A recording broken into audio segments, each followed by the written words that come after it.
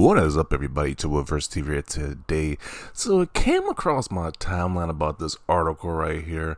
Apparently, journalists want Xbox to just dish the whole exclusive thing.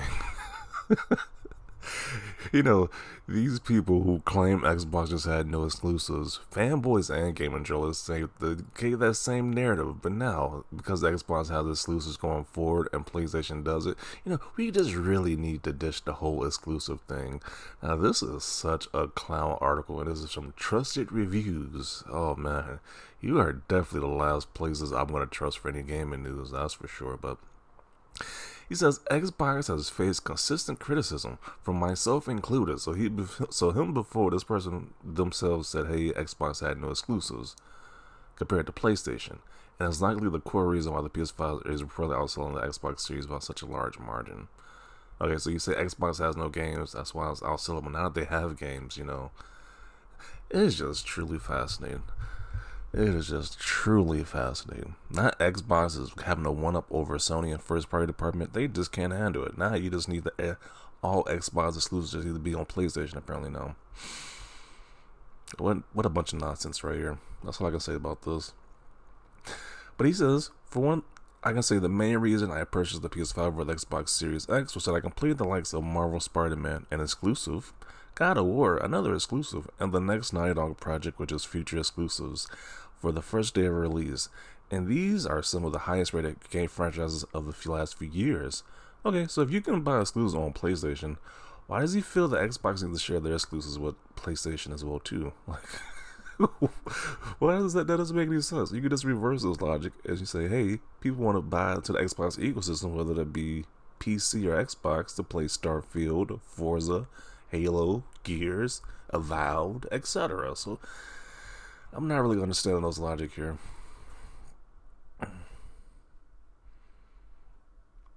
Okay, so he talks about how Microsoft bought Activision Blizzard. He says, however, these exclusive launches have seemingly not had the desired effect on Xbox console sales figures. Maybe because console sales figures is an obsolete, archaic model to go by. Maybe that's why. It's like PlayStation sold 50 million consoles, as what's been reported. We don't know how true that is, but they sold that many consoles, and they're laying off people left and right over there. They're having a lot of issues. So it's like they're canceling games. It's like, really? So I think it's very obsolete to go by just by console sales. That's not the end all be all for the gaming measurement to see who won a so-called console generation. Because even when we did use that measurement for like the Wii, what was it, the 360, the PS3, and the Wii generation, the Wii once sold the most consoles, but nobody really respected that system because everybody's grandma and auntie owned a Wii. We don't view those people as gamers. We just view it as a casual system. That's what the PS5 is right now. It's the modern day Wii. It's like everybody's aunties and grandmas own a PS5 where they know about the PS5. So I don't really respect the PS5 sales. And once again, this whole exclusive narrative is like exclusive's been there since the gaming industry started. So it's like, hey, if it's been there that long, they might as well keep it. But I don't see why they gotta bow out now because Sony has no exclusives. That's the Sony problem, not a Microsoft one.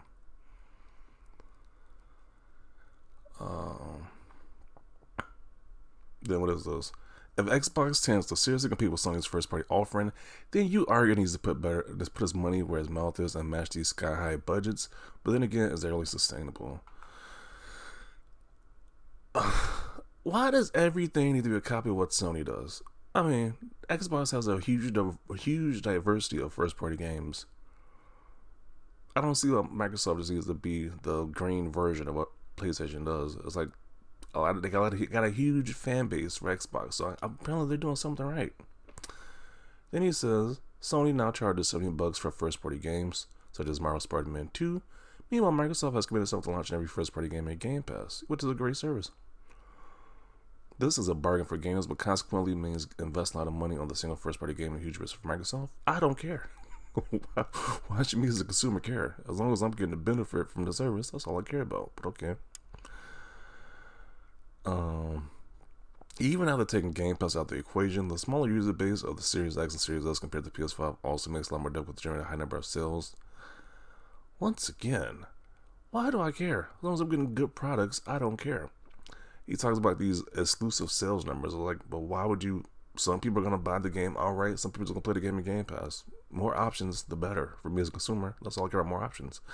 But these guys, they really care about these console sales. Which, with these high console sales, you thought you get a lot more exclusives from Sony's first party this year, but you're not getting that because they're selling so many consoles. They can give you one exclusive a year, and you guys will be a-okay with it.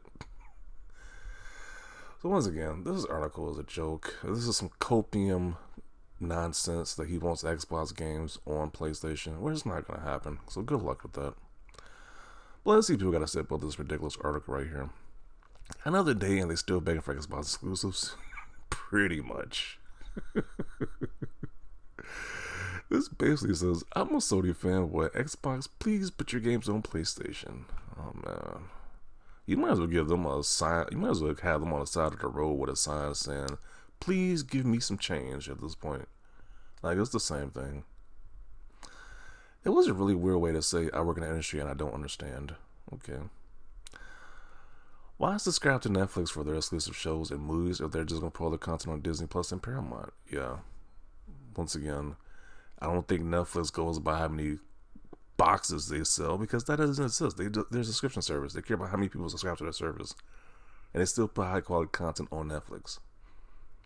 So, once again, this whole console sales thing is so obsolete, especially if you look at other business models today, which is in media, like how Netflix does it, how different movie companies do it. It is obsolete. Like, a lot of movie companies don't go by how many DVD players, I guess, or how many copies of a physical movie they sell. It's obsolete at this point in time. So, but you mean to tell me the only true measure of success in the gaming community is how many consoles you sell? Really?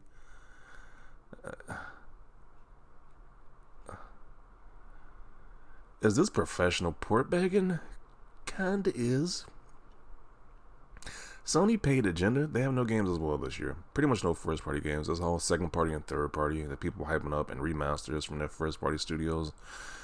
And then another pretty much bad estate, but slightly better than the 2023 year they had. So I guess people are literally cheering on a remaster from 3 years ago. I can't with that community right there. I would be happy about a game I played 3 years ago. Like, really? Oh, they give you some new costumes. Oh man, I'm losing my mind over some new costumes. Oh man, that fan base is something else right there. And then you got the professionals, the so-called professionals in the game media, just begging for exclusives. It's just, this new year is already turned into some major effery right now.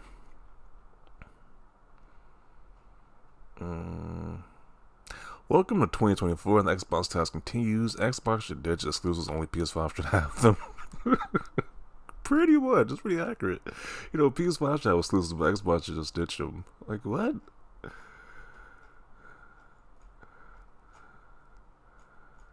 Oh, yeah. I'm gonna conclude it right here. This is some nonsense. This is some absolute nonsense. Xbox is going to continue to have exclusives. You guys can keep complaining and crying like you're doing about Starfield. We're going to talk about Starfield too. That is trending once again. Even to the new year, Starfield is still trending. So we're going to talk about that too. It's like you guys are just pathetic, just port beggars. It's like if you want an Xbox, buy an Xbox. We don't play their games, or buy a PC so you can play their Xbox exclusive ecosystem games. It's like, stop begging. It's just getting sad. The fact that this guy's a journalist makes it even more sadder. But I'm going to include it right here. Definitely want to see your thoughts down below about this. Leave a like if you like this video, and as always, thanks for watching, and peace.